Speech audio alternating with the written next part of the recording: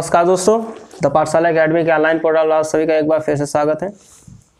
आइए आज हम लोग डिस्कस करने वाले हैं मैथ्स क्लास 10th का और पहला चैप्टर आज डिस्कस करेंगे, यानी कि स्टार्ट करने वाले हैं हम मैथ्स क्लास 10th की एकदम शुरुआत से पहला चैप्टर रियल नंबर से, और ये सिलसिला चलेगा आपके अंतिम चैप्टर तक जब तक आपकी मैथ्स ख़त्म ना हो जाए।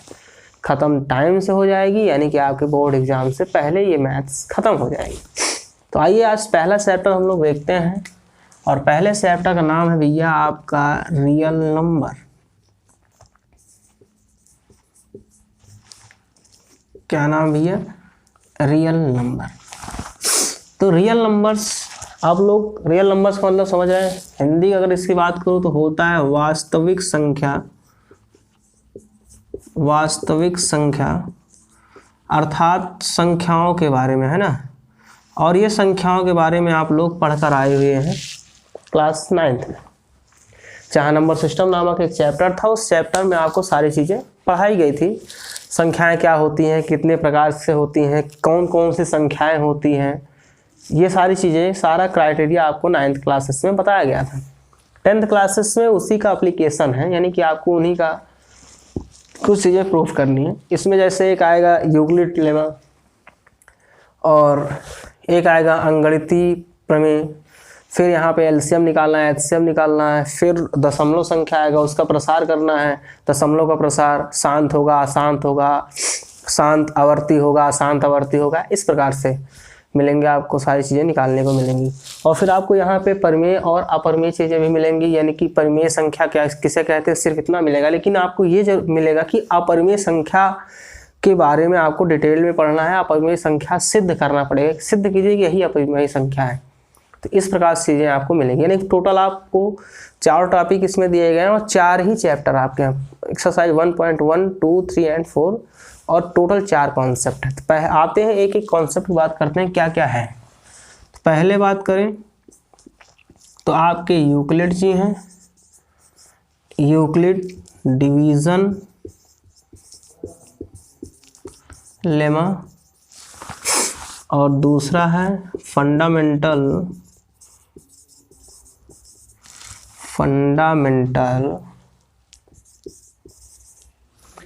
थ्योरी ऑफ अरिथमेटिक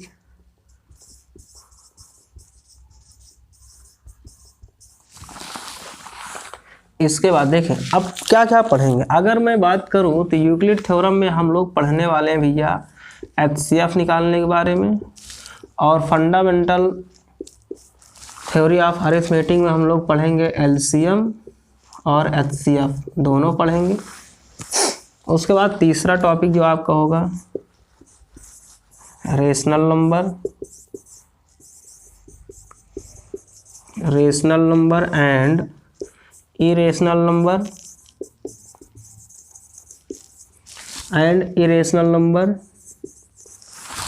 और रेशनल नंबर में हम केवल यहाँ पे डेफिनेशन, रेशनल नंबर की डेफिनेशन और एग्जाम्पल पढ़ेंगे थोड़ा सा कि होता क्या है।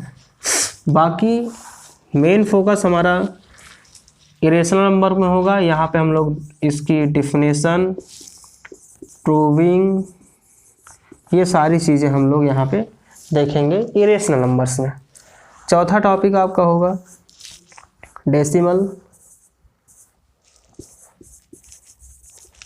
डेसिमल एक्सप्रेशन,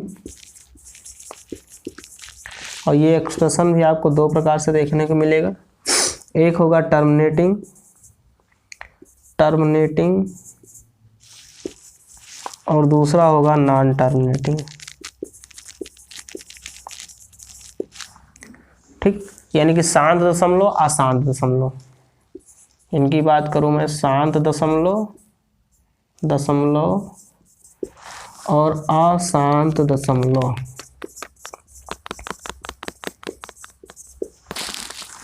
ये चीज़ आपको देखने को मिलेगा। रेशनल नंबर आप समझ ही रहे हैं, हिंदी में इसको परिमेय संख्या बोलते हैं। इरेशनल नंबर को अपरिमेय संख्या बोलते हैं। ये फंडामेंटल थ्योरी ऑफ अरिथमेटिक लिखा है, यानी कि अंक गणितीय अंकगणितीय प्रमेय और ये है यूक्लिड विभाजन प्रमेय। यूक्लिड विभाजन प्रमेय, ये आपको पढ़ना है। यानी कि सिलेबस की अगर बात करें हम, सिलेबस की अगर हम बात करें तो आपके इस एक्सरसाइज में जो आपका रियल नंबर है, इस रियल नंबर में आपको Euclid division lemma, fundamental theorem of arithmetic, rational number and irrational number and decimal expression मिलेंगे। 4 टॉपिक हैं और 4 एक्सरसाइज हैं। अगर मैं बात करूं पहले और दूसरे की, तो पहले और दूसरा यानी 1.1 और 1.2 एक्सरसाइज कवर करते हैं, तीसरा 1.3 एक्सरसाइज को और चौथा जो है आपका 1.4 एक्सरसाइज को कवर करता है। तो आज के इस वीडियो में हम लोग कॉन्सेप्ट सीखने वाले हैं यूक्लिड डिवीजन लेमा का और फंडामेंटल थ्योरी ऑफ अरिथमेटिक का। यानी कि इनके सहारे से हम लोग आज एचसीएफ निकालना और एलसीएम निकालना, ये चीज़ें सीख लेंगे कि हम कैसे किसी 2 संख्याओं का या 3 संख्याओं का एलसीएम कैसे निकालेंगे, 2 या 3 संख्याओं का एचसीएफ कैसे निकालेंगे। ये सारी चीज़ें हम आज इस वीडियो में सीख लेंगे। उसके बाद आगे कॉन्सेप्ट, फिर रेशनल क्या होता है, रेशनल क्या होता है, फिर हम उसको सीखेंगे, फिर डेसिमल एक्सप्रेशन सीख लेंगे। तो आइए एक एक करके आज हम सीखते हैं। पहले चलते हैं यूक्लिड के पास और इनके द्वारा जो प्रमेय दी गई है, यूक्लिड प्रमेय है, इनको थोड़ा सा एक्सपोज करते हैं। एक्सपोज करने का मतलब होता है इनके बारे में पढ़ते हैं, है ना। तो आइए हम लोग इनको एक्सपोज करते हैं भैया। तो आते हैं यूक्लिड थ्योरम के ऊपर, यानी कि यूक्लिड आपका है यूक्लिड डिवीजन लेमा। इसी में इन्होंने दिया था a बराबर BQ प्लस R, ये इन्होंने दिया था।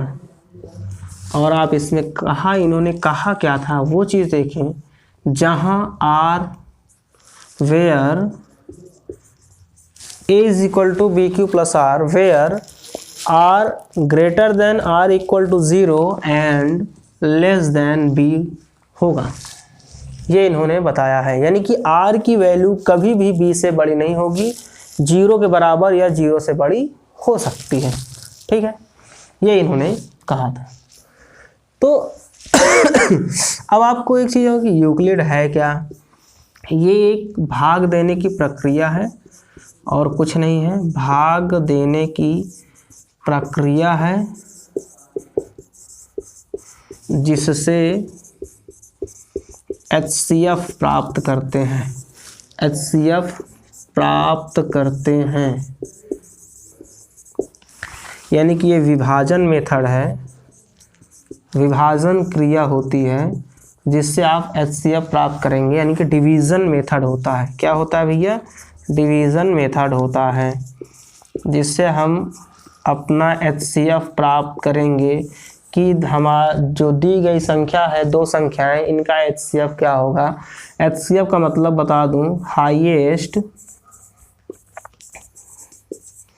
कॉमन फैक्टर होता है।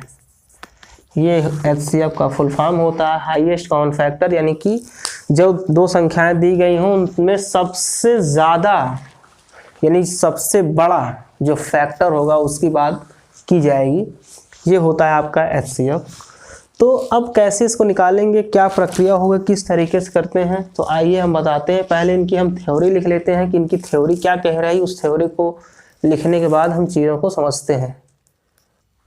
तो इनकी लेमा क्या कहती है?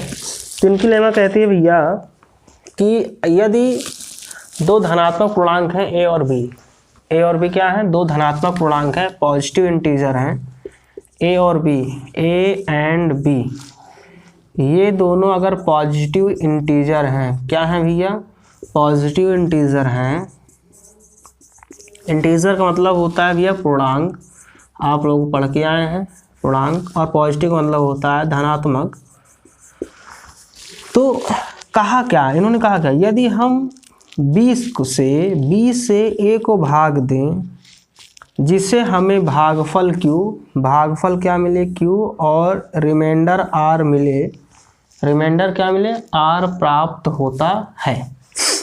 तो b से भाग दें a में, भागफल q मिले, रिमाइंडर आपका क्या है, r प्राप्त होगा।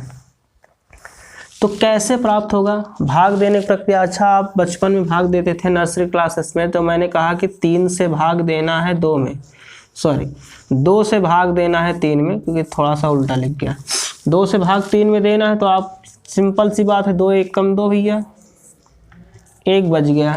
ये जो बचा हुआ है यही कहलाता है शेषफल, और ये जितनी बार गया है यही कहला रहा है आपका भागफल। जिसमें भाग दिए हैं उसे बोलते हैं भैया भाज्य, और जिससे भाग दे रहे हैं वो कहलाता है भाजक। अगर मैं इनकी इंग्लिश लिखूं, भागफल को कोसेंट,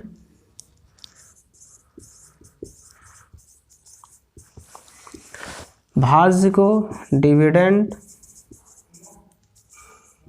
या डिविजिबल, यानी जो कटे, जो विभाजित हो, भाजक, डिवाइज़र जो भैया काटने पीटने के लिए तैयार है, और जो कटने पीटने के लिए तैयार होता है भाज्य है, जो काटने पीटने के लिए तैयार है भाजक है। जो कुछ फल मिल जाए काटने पीटने के बाद भागफल है, जो कुछ बच जाए, जैसे छिलका उलका बच गया, किसी चीज़ को हमने छीला तो बच गया छिलका, वही आपका शेषफल, जिसे बोलते हैं रिमाइंडर। ये आपका हो गया रिमाइंडर। इसी को अगर हम रिमाइंडर को r, भागफल को q, भाज्य को हमने a, और भाजक को अगर हमने b लिखा, तब यूक्लिड लेमा ये कहती है कि यदि हम b से a में भाग दें तो हमें q भागफल प्राप्त होता है और शेषफल r प्राप्त होता है। यही है यूक्लिड लेमा, और यहीं से हमें प्राप्त होती है HCF, यानी कि यहीं से हम निकालते हैं भैया HCF। अब कैसे HCF निकालेंगे, इसका एग्जाम्पल थोड़ा देखें।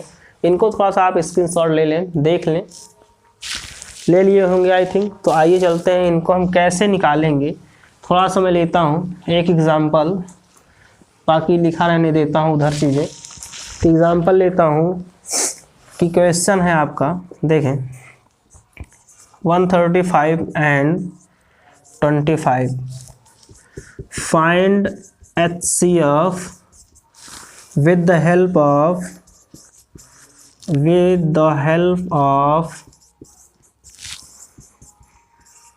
Euclid lemma, with the help of Euclid lemma. तो हमें 135 और 25 का HCF फाइंड करना है यूक्लिड लेमा की हेल्प से। तो यही कंडीशन करना है, यानी कि आपको पता है इसमें से एक को A और एक को B मानेंगे, हमेशा बड़े वाले को A और छोटे वाले को B मानेंगे, ये आप ध्यान रख लें। अर्थात जो बिगेस्ट होगा वो A होगा, जो स्मॉलेस्ट होगा वो क्या होगा भैया, B होगा। इस चीज़ का आप विशेष ध्यान रखेंगे, तभी ये प्रक्रिया लागू कर पाएंगे, क्योंकि तभी भाग दे पाएंगे। अगर मैं ये कहता 3 में से 2 भाग दे तो आप मुश्किल हो जाता, भाग देने की प्रक्रिया ना जाती, आगे बढ़ती ही ना। तो यानी मैंने क्या किया कि छोटे से बड़े वाले में भाग दिया तो भाग चला गया बड़े आसानी से। तो वही आपको करना है, यानी बिगेस्ट वाले को A मान लेना है, स्मॉलेस्ट वाले को आपको B मानना है, ठीक है। तो आइए मैं मान लेता हूं कि A बराबर 135 दिया है और B बराबर मेरा 25 है। अब मैं यूक्लिड लेमा लगाता हूं। देखें, यूक्लिड लेमा हमने लगाया तो हमने रखा यहाँ 135, मुझे भाग देना 125 से, B के स्थान में रखा मैंने 25, और ऐसा मैं क्या मल्टीपल कर दूं कि लगभग 135 आ जाए। यानी कि आपने वही किया ना, 2 से भाग जब 3 में दे रहे थे तो आपने ये नहीं देखा कि 2 पूरी तरह से कट जाए। आप ये ट्राई करते हैं कि या तो पूरा कट जाए या तो उससे थोड़ा सा कम आ जाए, उससे ज़्यादा ना आए। आप इतनी बार पहाड़ा पढ़ते हैं तो वही चीज़ वही है, 25 का आप इतनी बार पहाड़ा पढ़ेंगे कि 135 से ज़्यादा ना जाए, कम होगा चलेगा या तो बराबर हो। तो 25 संगम में 150 होता है, जो कि ज़्यादा हो जाता है। 25 पंचे 125 होता है, यानी कि 5 बार जाएगा। जो बचा उसको प्लस लगाएंगे, आर के पोजीशन पे रख देंगे। 25 पंचे 125 होता है। 125 देखें, 25 और 5 का आपने मल्टीपल किया 125 आ गया। 135 से अगर आपने 125 माइनस कर दिया तो बचा कितना भैया 10। तो आप लिख दिए शेषफल आर के स्थान पे कितना 10। अब यही अगली प्रक्रिया फिर से करना। अब आप सोच रहे हैं अब अगली संख्या क्या आएगी। अगली संख्या आपके पास ये बची, ये वाली संख्या यहाँ आ जाएगी, बराबर साइन लगेगा। और ये जो 10 है जो आपका शेषफल बचा हुआ है, इन भाई साहब को यहाँ ले आएंगे।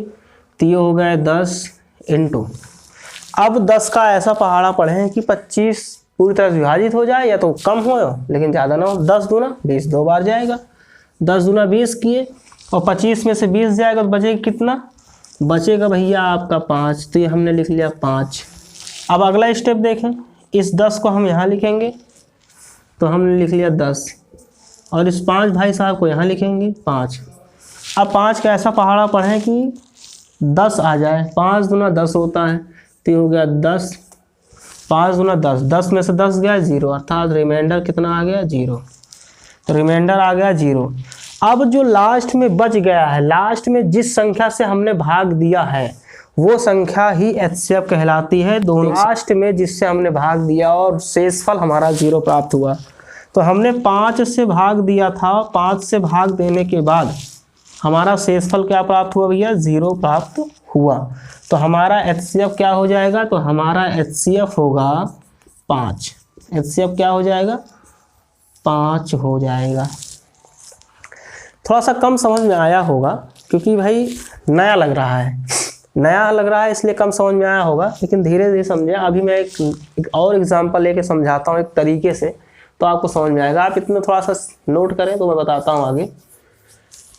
हो गया होगा, चलिए थोड़ा सा मैं आगे आपको बताता हूँ कैसे आप इन चीज़ों को करेंगे कि आपको अच्छे से समझ में आए।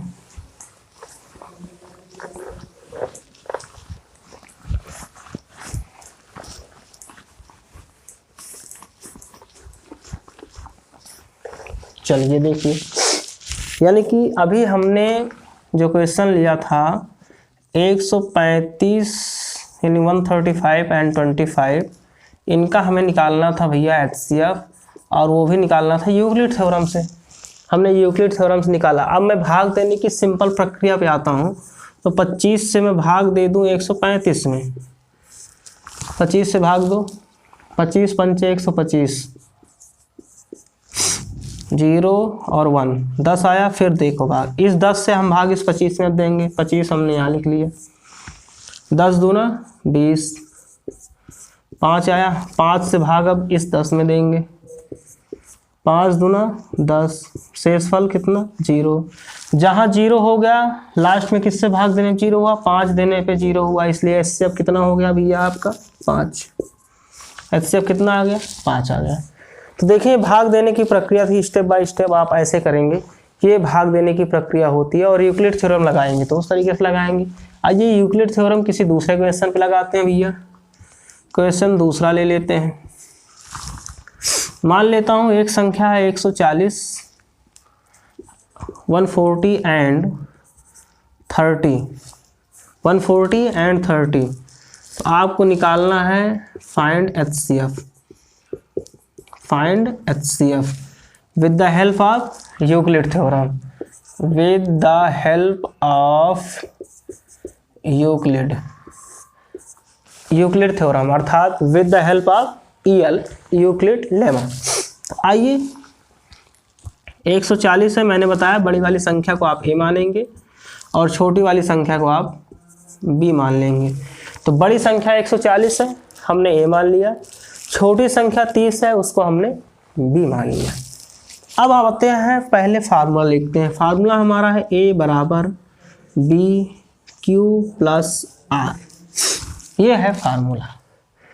यानी कि ए में भाग देंगे किससे, बी से, और क्वोशेंट का मतलब होता है उतनी बार वो चीज़ गुणे में आएगा, जो बचेगा प्लस करके लिख देंगे वो हो जाएगा रिमाइंडर।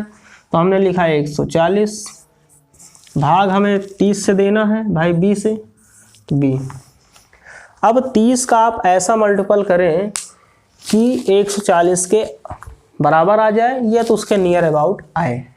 तो आप जब मल्टीपल किए किसका, जब आपने मल्टीपल किया 30 का, तो देखें आया क्या भाई, 30 का मल्टीपल आप 4 से किए तो आ गया 120, तो लगभग इसके बराबर है। लेकिन अब देख लेते हैं थोड़ा सा और ज़्यादा, 5 टाइम्स कर दिए तो 150 आ गया, जो कि इससे ज़्यादा हो गया। तो अब कितनी बार ले जाएंगे, केवल 4 टाइम्स मल्टीपल करेंगे।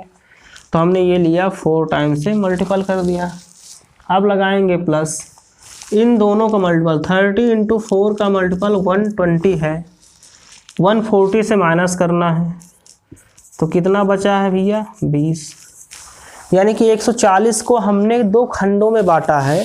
पहला खंड हमारा b इंटू क्यू है, फिर जो बचे प्लस करके लिखेंगे, अर्थात 4 × 12 120 तो यही हो गया।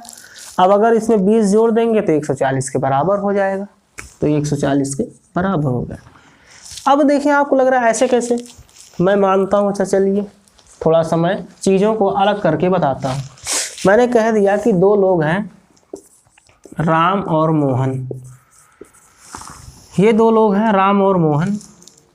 इन राम के पास भैया है 100 रुपये और मोहन को कितना है अभी हमको इसका पता नहीं है। मैं कह रहा हूँ मोहन को भी 100 रुपये के बराबर मुझे लाना है, इनके पास भी 100 रुपये बराबर आ जाए। लेकिन मैं इस 100 को लिखने का तरीका देखो बता रहा हूँ। मैं इस 100 को लिख दूँ ऐसे, 50 × 2 प्लस 50 × 2, 50 × 2 हुआ 100 हुआ, प्लस कर दूँ 0 तो लिख गया 100। अगर मेरे पास 102 रुपये है तब मैं कैसे लिखूँ, इसको मैंने लिखा 50 × 2 और प्लस करके लिख दिया 2। देखो 50 और 2 का गुणा किया आया 100, प्लस 2 जोड़ दिया कितना आ गया 102। ये भी 102 था। सेम वही यही प्रोसेस करना है और कुछ नहीं। अब अगले स्टेप पे आपको ये ध्यान देना होगा कि अब अगले स्टेप पे आया क्या, 140 का काम हो गया ख़त्म। अब ये जो 30 दिख रहा है, जो पहले स्थान दिख रहा है, इसको ले आए आप 140 के नीचे। तो आप यहाँ लिखें 30, इक्वल का साइन लगाएं, और ये जो 20 लिखा हुआ है इसको ले आएँ यहाँ पे 30 के स्थान पे, तो ये हो गया 20। अब मल्टीपल करें, 30 को ऐसे खंड में बांट देना है जो बराबर दोनों दिखे। तो 20 एकम 20 होता है, इससे ज़्यादा आएगा नहीं, प्लस शेष कितना बचेगा 10। अब अगला प्रोसेस करना, इस 20 को इस 30 के नीचे ले आएंगे बराबर, और इस 10 को इस 20 के नीचे ले आएंगे और मल्टीपल करें, 10 दूना 20 होता है, शेष में क्या बचा 0, यानी कि रिमाइंडर ख़त्म। ये प्रक्रिया आपको तब तक करनी है जब तक आपका रिमाइंडर 0 ना आ जाए। रिमाइंडर 0 जहाँ पे आए वहीं पे आप इस प्रक्रिया को करना बंद कर देंगे। तो रिमाइंडर 0 आते ही आप इस प्रक्रिया को करना बंद कर देंगे। तो जैसे ही 0 आया हमने बंद कर दिया। अब देखें हमने लास्ट बार किससे मल्टीपल किया था, तो भैया 10 से हमने भाग दिया था, और यही 10 आपका HCF होगा। क्या 10 ही आपका क्या हो जाएगा HCF हो जाएगा। क्या हो जाएगा HCF हो जाएगा। चलिए इसको वैकल्पिक विधि से मैं करके दिखाता हूँ। जैसे भाग देने की एक नॉर्मल प्रक्रिया है उससे करते हैं। देखें 30 था और 140 में भाग देना है, 3 चौक 12 अर्थात 120 हो गया, ये 20 आया। अब इस 20 से भाग मुझे इस 30 में देना है, तो मैंने ये लिखा 20 एकम 20, 10 बचा, और इस 10 से भाग मुझे अब इस 20 में देना है, 10 दूना 20, शेष फल आ गया 0। देखो लास्ट में यही 10 बचा हुआ है, तो यही 10 से आपका क्या हो जाएगा भैया HCF हो जाएगा। यही 10 क्या हो जाएगा आपका HCF हो जाएगा। छापें इसको तुरंत आप लोग भाई।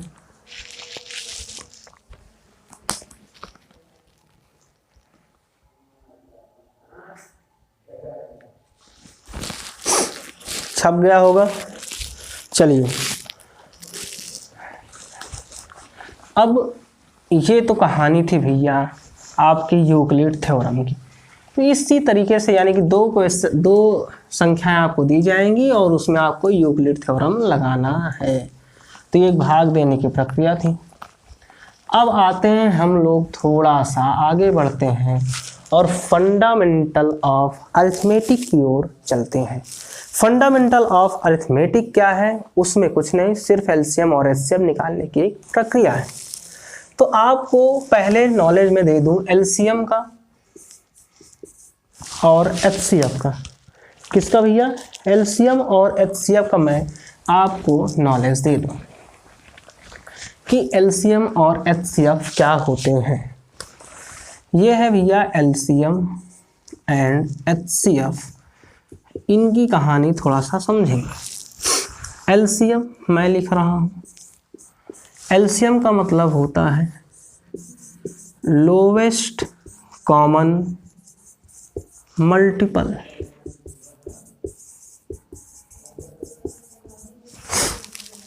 और एचसीएफ का मतलब होता है हाईएस्ट।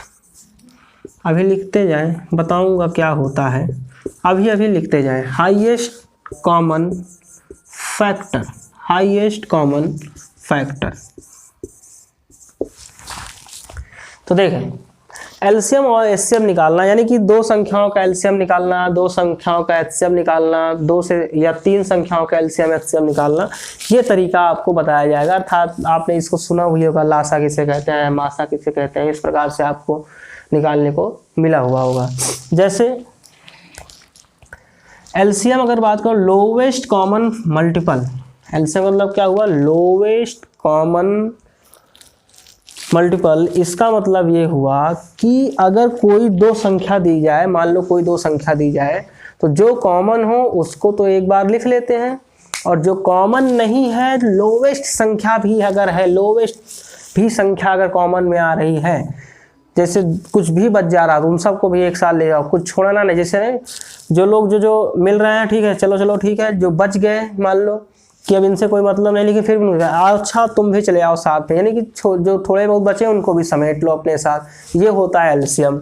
और एचसीएफ कहता नहीं भैया, केवल उन लोगों को लिया जाएगा जो हाईलाइटेड है। हाँ, जैसे मैं कह दूं कि आपकी क्लास में 100 बच्चे थे और इन 100 बच्चों ने एक टेस्ट में हिस्सा लिया और इसमें टॉप मोस्ट बच्चे आए भाई 95, 95 और 98, 99, 99, इतने मार्क्स लेके आए, ये टॉप मोस्ट है।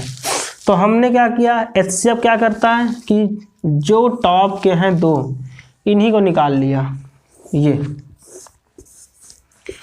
ये हो गए इनके एचसीएफ, यानी कि ये कह रहे हैं हाईएस्ट कॉमन हमें चाहिए, यानी कि बड़ा वाला चाहिए हमको, इनसे मतलब नहीं, इनको इन्होंने छोड़ दिया। जाइए कहानी आप समाप्त। यानी दो ही बच्चों को निकाला, दो को 99 था, उनको निकाल लिया, बाकी 98 को छोड़ दिया, जाओ अब खत्म। एलसीएम में क्या होता है, मान लो किसी के 0 भी है, 1 है, 2 है, 3 है, ऐसे ऐसे करके 99 तक है। तो एलसीएम क्या कहता है, चलो अच्छा 99 वाले आ जाओ, 98 वाले आ जाओ, 97 आ जाओ, 95 आ जाओ, 96 भी आ जाओ, 85 आ जाओ, 80 वाले भी आ जाओ, करते करते 50 तक आ गया। फिर बाद में कहा अच्छा एक काम करो, सभी लोग आ जाओ। क्या करो, सभी लोग आ जाओ। जब सभी लोग आ जाओ मतलब क्या हुआ, जितना लोवेस्ट से लोवेस्ट मल्टीपल था उनको भी उन्होंने बुला लिया, यहाँ तक कि 0 को भी उन्होंने अपने साथ समेट लिया। चले आओ भाई, क्यों तुम बचे हो। ये होता है एलसीएम। और एचसीएफ सिर्फ बड़े बड़े को देखता है। आइए इनका एग्जाम्पल देखते हैं और एग्जाम्पल के थ्रू इनको थोड़ा समझने की कोशिश करते हैं। सॉरी। चलिए आइए भाई देखते हैं एचसीएफ की कहानी, एलसीएम की कहानी। तो मैं एक क्वेश्चन लेता हूं और इस क्वेश्चन के अकॉर्डिंग मैं अब देखता हूं। मैं मान लेता हूं 8 and 12, ये दो संख्या है और इसमें मैंने लिख दिया फाइंड एलसीएम एंड एचसीएफ। यानी कि मैंने दो संख्या लिया 8 और 12 और मैंने ये कह दिया कि एलसीएम और एचसीएफ आप फाइंड करें। तो आइए एलसीएम और एचसीएफ फाइंड करते हैं। तो ये लिखा मैंने 8, यानी 8 लिखा। इनका हम करेंगे भैया अभाज्य गुणनखंड। क्या करेंगे भैया, अभाज्य गुणनखंड करेंगे। अभाज्य गुणनखंड करने का मतलब क्या है कि 8 कितनी बार किन किन संख्याओं से इंडिविजुअली कट रहा है उसकी बात हम करेंगे। तो हमने ये किया 2 गुणा 2 दूना 4 दूना 8 हो गया। अब इसके अलावा नहीं कटेगा भैया, आपको 1 दिख रहा हो तो 1 भी आप लिख लें। तो 2 दूना 4 दूना 8, 8 एक कम 8 ही होता है। इसी तरह 12 को लिखें, यहाँ लिखें 2 छंग 12 होता है, फिर 2 दूना 4 और 12 गुणा 1 आएगा। गुणा क्या आया?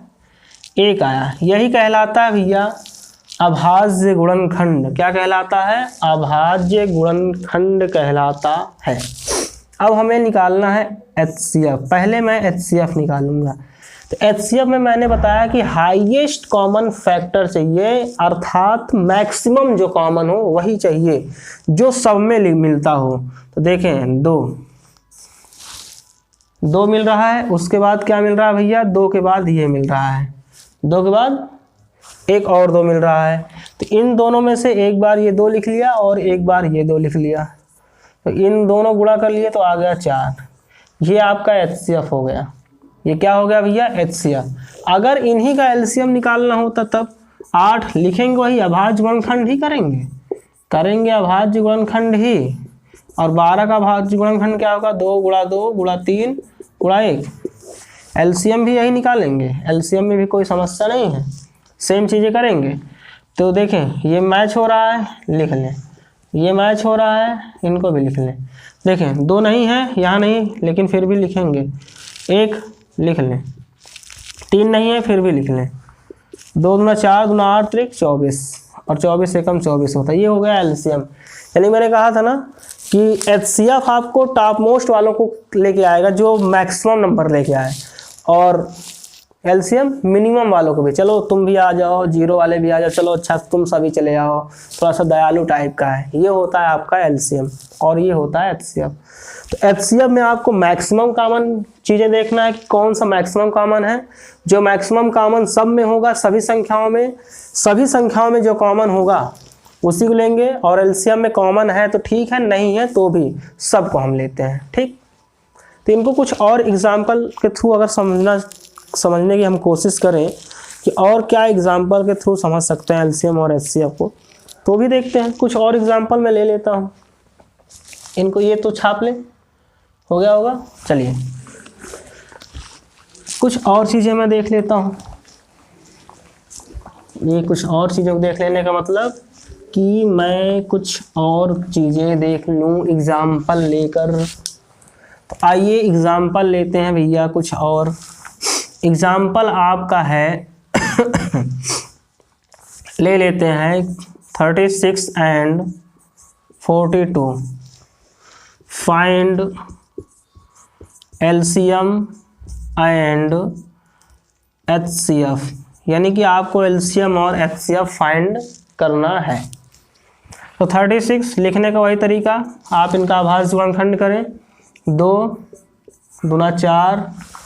अब आप इनका अभाज्य गुणनखंड कर रहे हैं, 2 दूना 4 है ना, 2 से भाग इसमें देंगे 18 आएगा, फिर भाग देंगे 9 आएगा, 2 दूना 4 3 12 और 3 36 1 42 का 2 गुणा 3 गुणा 7, 2 3 6 7 42 और इंटू 1 लगा लें, एक सबका गुणनखंड होता है इसलिए लगा सकते हैं। अब आप HCF की बात कर लें, HCF निकाल रहे हैं, जो मैक्सिमम कॉमन हो उसी की बात करेंगे। देखें ये 2 कॉमन है, इसके अलावा कोई और कॉमन दिख रहा है? नहीं, कोई कॉमन नहीं। हाँ है, 3 कॉमन है, तो 3 भी कॉमन है भाई, 3 भी लिख लिए। अब और कोई कॉमन नहीं, 7 यहाँ है लेकिन यहाँ नहीं, 3 यहाँ एक और है लेकिन यहाँ नहीं है, 2 यहाँ है लेकिन यहाँ नहीं है, 1 1 है, 1 तो कॉमन है सबके साथ होता है तो आप उनको लिख ही लेंगे, उसमें कोई दिक्कत है नहीं। 2 3 6 और इनका HCF कितना हो गया भैया? 6। ये 6 इनका HCF आ गया। अगर इनका हमें LCM निकालना होता 36 का, तो सेम अभाज्य गुणनखंड ही करेंगे। क्या करेंगे भैया? अभाज्य गुणनखंड ही करेंगे। उसके बाद 42 का भी अभाज्य गुणनखंड करेंगे, यही आएगा 2 × 3 × 7 × 1। और अब इनका अगर मैं LCM निकालूं तो ये LCM क्या हो जाएगा भैया? देखें जो मिल रहा है उसको एक बार, 2 नहीं मिल रहा है फिर भी उतार लेंगे, 3 मिल रहा है एक बार, 3 नहीं है फिर भी इनको ले लेंगे, 7 नहीं है फिर भी ले लेंगे, 1 नहीं है, 1 है तो 1 को लेंगे ही। 2 दूना 4, 4 तें 12, 2 दूना 4, 4 तें 12, 12 तें 36 और 36 × 7 इनको गुणा कर लें 42, 7 21 और 4 25, 252। ये आपका हो गया एलसीएम। ये क्या हो गया आपका? एलसीएम हो गया। तो एचसीएफ हमेशा कम से कम आता है और एचसीएफ जो होता है हमेशा कम से कम आता है और एलसीएम अधिक से अधिक आया करता है। तो इनको छाप ले भाई। इसके बाद एक फार्मूले की ओर चलते हैं और आपका ये कॉन्सेप्ट एलसीएम एचसीएफ वाला खत्म हो जाएगा। एक इनका बहुत ही महत्वपूर्ण प्यारा सा सुंदर सा फार्मूला है और उस फार्मूले को लिखने से पहले मैं कुछ क्वेश्चंस लिखूंगा और उस क्वेश्चन से ही उस फार्मूले को मैं बताऊंगा कि कैसे आप फार्मूले लिख सकते हैं। देखिए फार्मूला अगर लिखने की बात करें तो क्वेश्चन ले लेते हैं पहले हम और उसे से हम फार्मूला बता देंगे कि ये फार्मूला लगेगा। अगर हम मान लें कोई आपको दिया है एग्ज़ाम, उसमें आपके बुक में दिया है फर्स्ट नंबर 8 है, सेकंड नंबर, या तो डायरेक्ट फार्मूला लिख देते हैं हम। तो एक डायरेक्ट फार्मूला अगर मैं लिखूं तो फार्मूला होता है पहली संख्या, एलसीएम और एचसीएम निकालने की ये फार्मूला है, पहली संख्या इंटू दूसरी संख्या इज इक्वल टू होता है एलसीएम इंटू एचसीएफ। यानी कि अगर मैं लिखूं फर्स्ट नंबर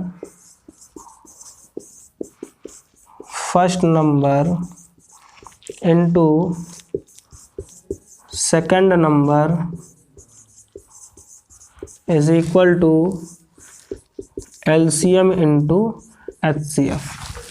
ये एक फार्मूला है और ये एक रामबाण फार्मूला है। इस पे क्वेश्चन बनते हैं और 4 प्रकार से इस पे क्वेश्चन बनाए जा सकते हैं और चारों प्रकार से क्वेश्चन सॉल्व किए जा सकते हैं। कैसे क्वेश्चन बनाए जा सकते हैं देखें, एक सेकंड, एक क्वेश्चन देखें और एक ही क्वेश्चन से 4 क्वेश्चन में बना देता हूं। मैं मान लेता हूं यदि दो धनात्मक पूर्णांक संख्या है जिसमें से पहली संख्या 8 है, एलसीएम पहली संख्या 8 है, एलसीएम अगर पहली संख्या 8 है, एलसीएम बता रहा हूँ कितना होगा भाई,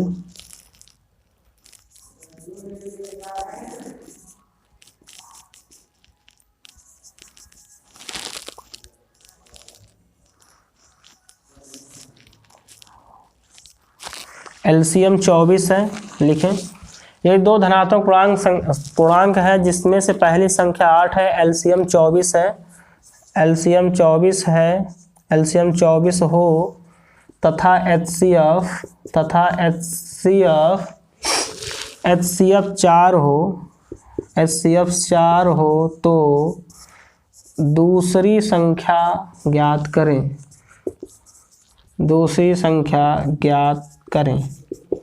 इंग्लिश वाली को लिखें। देखिए if two positive integer whose first number is 8 and LCM 24 and HCF 4 then find the second number. तो अब हमें पहली संख्या दिया गया है, फर्स्ट नंबर दिया गया है, मैंने लिख लिया कि फर्स्ट नंबर है आपका 8, एलसीएम दिया गया है वो है 24, एचसीएफ दिया गया है वो है 4। मुझे निकालना है भैया सेकंड नंबर। तो मैं फार्मूला मेरे पास है, मैंने अभी फार्मूला बताया, ये आपके क्वेश्चन में जानकारी दिया है। फर्स्ट नंबर 8 है, एलसीएम 24 है, एचसीएफ 4 है, सेकंड नंबर आपको निकालना है। अभी फार्मूला आपने लिखा first into second is equal to LCM into HCF. तो फर्स्ट नंबर आपका 8 है, सेकंड नंबर फाइंड ही करना है, एलसीएम आपका 24 है, एचसीएफ 4 है। 8 से ये कैंसिल होगा, आ गया 8 × 24, तो सेकंड नंबर आपकी आ गई कितना, 3 और 4 का गुणा होगा 12, तो सेकंड नंबर आपकी कितनी मिल गई, 12। ये बहुत ही महत्वपूर्ण और इम्पॉर्टेंट फार्मूला होगा आपके बोर्ड एग्जाम के लिए, और ये बोर्ड एग्जाम में हर हाल में एक क्वेश्चन यहाँ से बनता है और हर बार बनते हैं, कुछ इस प्रकार से क्वेश्चन बनेंगे। अब देखिए क्वेश्चन और तरीके से फ्रेम करने का इसका क्या तरीका हो सकता है इसी फार्मूले पे। जैसे आपको यहाँ पे पहली संख्या दिया है, पहली संख्या ना देके उसने कह दिया कि यदि हमारे पास दो धनात्मक पूर्णांक संख्या है जिसमें दूसरी संख्या 8 है, दूसरी संख्या 8 है, एलसीएम 24 है, एचसीएफ 4 है, तो पहली संख्या ज्ञात करें, ये हो सकता है। अब ये भी दे सकता है दो धनात्मक पूर्णांक संख्या जिसमें क्रमशः पहली और दूसरी संख्या 8 और 12 है, एलसीएम 24 है, तो एचसीएफ निकालें। अब ये भी दे सकता है यदि दो धनात्मक पूर्णांक संख्या क्रमशः 8 और 12 है, एचसीएफ 4 है, तो एलसीएम निकालें। 4 प्रकार से क्वेश्चन बन गए। तो इस प्रकार से क्वेश्चन बनाए जा सकते हैं। तो ये आपका कॉन्सेप्ट रहा भैया 1.1 और 1.2 एक्सरसाइज का, जिसमें हम एलसीएम निकालना हमने सीख लिया है, भाग देने की प्रक्रिया को हमने समझ लिया है। अब हम अगले लेक्चर में सीखेंगे परिमेय संख्या क्या है, अपरिमेय संख्या क्या है, और दशमलव प्रसार कैसे करते हैं, कब शांत होगा कब अशांत होगा। तो आज का लेक्चर बस यही तक, फिर आगे मिलते हैं नेक्स्ट एपिसोड में एक नए लेक्चर के साथ, एक नए एपिसोड के साथ। आज के लिए धन्यवाद। जय हिंद।